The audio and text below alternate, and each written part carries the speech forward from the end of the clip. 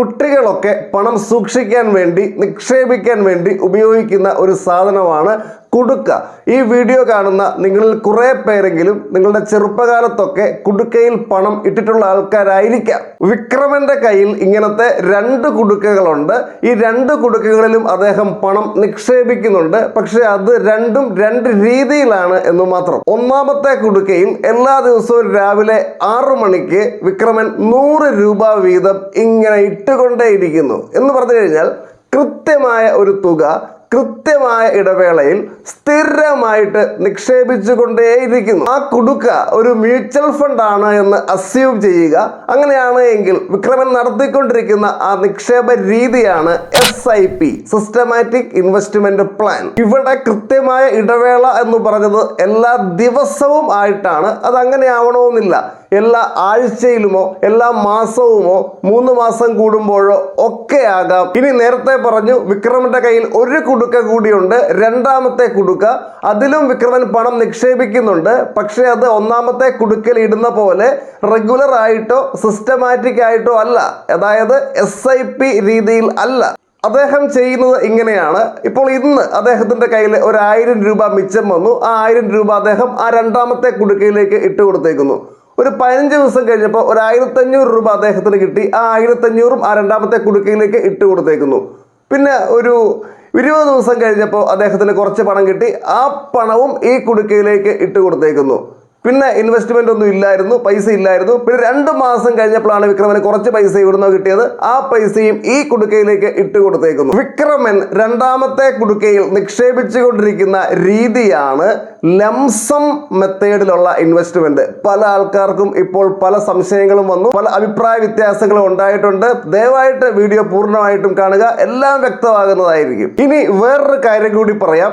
വിക്രമൻ ഒന്നാമത്തെ കുടുക്കയിൽ SIP രീതിയിൽ നേരത്തെ പറഞ്ഞതാണ്, എല്ലാ ദിവസവും 100 രൂപ വീതം ഇങ്ങനെ നിക്ഷേപിച്ച് പൊയ്ക്കൊണ്ടേയിരിക്കുകയാണ്. അതിനിടയ്ക്ക് വിക്രമന്റെ കയ്യിൽ ഒരു 5000 രൂപ കിട്ടി. വിക്രമൻ ആ 5000 രൂപ ഒന്നാമത്തെ കുടുക്കയിലേക്ക് അങ്ങ് നിക്ഷേപിച്ചു. അതായത് SIP കുടുക്കയിലോട്ട് അങ്ങോട്ട് നിക്ഷേപിച്ചു. അങ്ങനെ നിക്ഷേപിക്കാൻ വേണ്ടി പറ്റും. ഇത് ലംസം ഇൻവെസ്റ്റ്മെന്റ് ആണ്. എന്ന് പറഞ്ഞു കഴിഞ്ഞാൽ SIP ചെയ്തുകൊണ്ടിരിക്കുന്ന അതേ മ്യൂച്വൽ ഫണ്ടിലേക്ക് ഇടയ്ക്ക് വേണമെങ്കിൽ ലംസമായിട്ടും ഇൻവെസ്റ്റ് ചെയ്യാൻ സാധിക്കുന്നതാണ്. ഒരു മ്യൂച്വൽ ഫണ്ടിലേക്ക് 2 രീതിയിൽ നിക്ഷേപം നടത്തുവാൻ വേണ്ടി സാധിക്കും. ഒന്നാമത്തെ രീതിയാണ് SIP, സിസ്റ്റമാറ്റിക് ഇൻവെസ്റ്റ്മെന്റ് പ്ലാൻ. രണ്ടാമത്തെ രീതിയാണ് ലംസം മെത്തേഡ്. SIP എന്താണെന്ന് വ്യക്തമായി കഴിഞ്ഞു. അതായത് താങ്കൾ ഒരു മ്യൂച്വൽ ഫണ്ടിലേക്ക് കൃത്യമായ ഒരു തുക, സപ്പോസ് 3000 രൂപ, ഒരു കൃത്യമായ ഇടവേളയിൽ, സപ്പോസ് എല്ലാ മാസവും 10-ാം തീയതി ഇങ്ങനെ സ്ഥിരമായിട്ട് നിക്ഷേപിച്ചുകൊണ്ടേയിരിക്കുന്നു. ഈ ഒരു രീതിയാണ് SIP. ഇനി ലംസം ഇൻവെസ്റ്റ്മെന്റ് എന്താണെന്ന് നോക്കാം. ഇവിടെയാണ് ഒരുപാട് കൺഫ്യൂഷനുകളും തെറ്റിദ്ധാരണകളും ഒക്കെ ഉള്ളത്. ലംസം ഇൻവെസ്റ്റ്മെന്റിന്റെ മലയാള വ്യാഖ്യാനം ഒറ്റത്തവണ നിക്ഷേപം എന്നാണ്. ഒരുപാട് ആളുകൾ ധരിച്ചു വെച്ചിരിക്കുന്നത് ഏതെങ്കിലും ഒരു മ്യൂച്വൽ ഫണ്ടിലേക്ക് അത്യാവശ്യം വലിയ ഒരു തുക ഒറ്റത്തവണയായി ഒരിക്കൽ മാത്രം നിക്ഷേപിക്കുന്നതിനെ പറയുന്ന പേരാണ് ലംസം എന്നാണ്. ഇപ്പോൾ ഈ പറഞ്ഞ സംഗതി ലംസം ഇൻവെസ്റ്റ്മെന്റ് ആണ്, അതിൽ സംശയമൊന്നുമില്ല. എന്നാൽ അത് മാത്രമല്ല ലംസം ഇൻവെസ്റ്റ്മെന്റ്. മേൽപ്പറഞ്ഞ ഫണ്ടിലേക്ക് ഇടയ്ക്കിടയ്ക്ക് കയ്യിൽ വരുന്ന സാധിക്കുന്ന തുകകൾ നിക്ഷേപിച്ചുകൊണ്ടേയിരിക്കുന്നതും ലംസം ഇൻവെസ്റ്റ്മെന്റ് തന്നെയാണ്. അതായത് വിക്രമൻ അദ്ദേഹത്തിന്റെ രണ്ടാമത്തെ കുടുക്കയിൽ പണമിട്ട രീതി. ചുരുക്കത്തിൽ ഒരു മ്യൂച്വൽ ഫണ്ടിലേക്ക് SIP അല്ലാത്ത മറ്റ് നിക്ഷേപങ്ങളെ നമുക്ക് ലംസം ഇൻവെസ്റ്റ്മെന്റ് എന്ന് വിളിക്കാവുന്നതാണ്. ഇനി വളരെ പ്രധാനപ്പെട്ട ഒരു സംഗതി, ലംസം ഇൻവെസ്റ്റ്മെന്റ് ആണോ SIP രീതിയിലുള്ള നിക്ഷേപമാണോ മികച്ചത്? ഈ ചോദ്യം ചോദിക്കേണ്ടത് ഇങ്ങനെയല്ല. SIP ആണോ ലംസമാണോ താങ്കൾക്ക് യോജിച്ചത് അല്ലെങ്കിൽ എനിക്ക് യോജിച്ചത് എന്നുള്ളതാണ്. നമുക്ക് 2 പേരെ പരിചയപ്പെടാം, മൊയ്തീനും രാജീവും. മൊയ്തീൻ ഒരു പ്രൈവറ്റ് കമ്പനിയിലെ ജോലിക്കാരനാണ്. അദ്ദേഹത്തിന് കൃത്യമായിട്ട് ഒരു തുക മാസ ശമ്പളം ആയിട്ട് കിട്ടിക്കൊണ്ടേയിരിക്കുന്നുണ്ട്. ഇനി രാജീവിനെ പരിചയപ്പെടാം. രാജീവിന് അങ്ങനെ പ്രത്യേകിച്ച് ശമ്പളം വാങ്ങുന്ന ജോലിയൊന്നുമില്ല. രാജീവ് ഒരു റബ്ബർ തോട്ടം ഉടമയാണ്. എല്ലാ മാസവും കൃത്യമായിട്ടൊരു വരുമാനം രാജീവിനില്ല.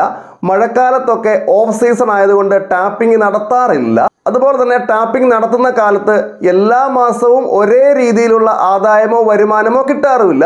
മാത്രമല്ല റബ്ബർ ഷീറ്റാണ് ഇദ്ദേഹം വിൽക്കുന്നത്. അദ്ദേഹം അതങ്ങനെ എല്ലാ മാസവും കൊണ്ടുപോയി വിൽക്കാറൊന്നുമില്ല.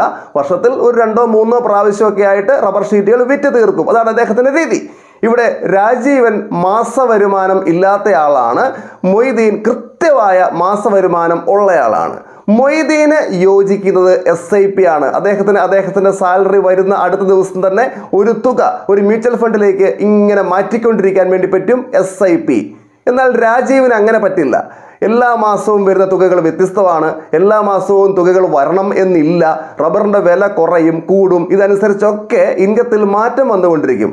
ഇദ്ദേഹത്തിന് യോജിച്ചത് ലംസം ഇൻവെസ്റ്റ്മെന്റ് ആണ്. നമ്മുടെ വിക്രമൻ രണ്ടാമത്തെ കുടുക്കയിൽ പണം ഇട്ടതുപോലെ റബ്ബർ ഷീറ്റ് വിൽക്കുമ്പോൾ വിറ്റ് കിട്ടുന്ന തുകയിൽ നിന്ന് ഒരു തുക ഒരു ഫണ്ടിലേക്ക് അങ്ങ് ഇട്ടേക്കുക. പിന്നെ എപ്പോഴാണോ റബ്ബർ ഷീറ്റ് വിൽക്കുന്നത് അല്ലെങ്കിൽ വരുമാനം വരുന്നത് അപ്പോൾ ഒരു തുക ആ ഫണ്ടിലേക്ക് തന്നെ അങ്ങ് ഇട്ടേക്കുക. അങ്ങനെ തുടർന്നു പോവുക. ഓരോ ആളുകളുടെയും സാഹചര്യത്തിനനുസരിച്ചാണ് അവർക്ക് SIP ആണോ ലംസമാണോ യോജിക്കുക എന്ന് കണ്ടുപിടിക്കാൻ വേണ്ടി പറ്റുക. ചിലർക്ക് ഇത് രണ്ടും യോജിക്കുന്നതാണ്. രാഹുൽ ഒരു ഗവൺമെന്റ് എംപ്ലോയി ആണ്. അദ്ദേഹത്തിന് കൃത്യമായ സാലറി എല്ലാ മാസവും കിട്ടുന്നുണ്ട്. അദ്ദേഹത്തിന് ഒരു മ്യൂച്വൽ ഫണ്ടിൽ SIP നിക്ഷേപം ഉണ്ട്. അതങ്ങനെ തുടർന്ന് പൊക്കോണ്ടേയിരിക്കുന്നു. അങ്ങനെ ഇരിക്കുകയാണ് കുടുംബ സ്വത്തായിട്ട് ലഭിച്ച ഭൂമി വിറ്റ വകയിൽ രാജീവിന് ഒരു 20 ലക്ഷം രൂപ കിട്ടിയത്. ആ 20 ലക്ഷം മ്യൂച്വൽ ഫണ്ടിൽ നിക്ഷേപിക്കാൻ വേണ്ടി അദ്ദേഹം ആഗ്രഹിക്കുന്നു. ആ 20 ലക്ഷത്തെ അദ്ദേഹത്തിന് ലംസം രീതിയിൽ ഒരു മ്യൂച്വൽ ഫണ്ടിലേക്ക് നിക്ഷേപിക്കാവുന്നതാണ്.